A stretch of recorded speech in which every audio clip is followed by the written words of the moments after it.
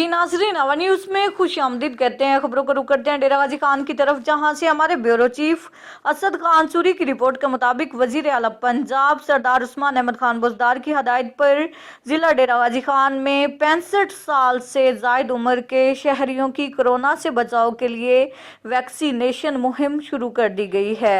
शहरियों ने corona virus की वैक्सीनेशन के इंतजाम करने पर वजीर आला पंजाब सरदार उस्मान अहमद खान बुज़दार का शुक्रिया अदा किया।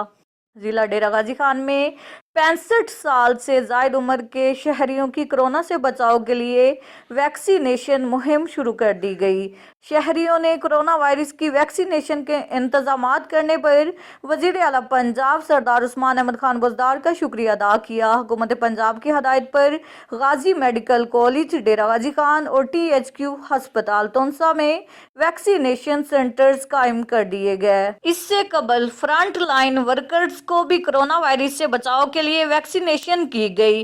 मेडिकल कॉलेज के नुमाइंदा DMS डॉक्टर खालिद तहसीन ने बताया कि टीचिंग अस्पताल में अब तक 1344 अफराद की वैक्सीनेशन कर ली गई है और पहले मरहले में 1888 वैक्सीन फराम की गई थी।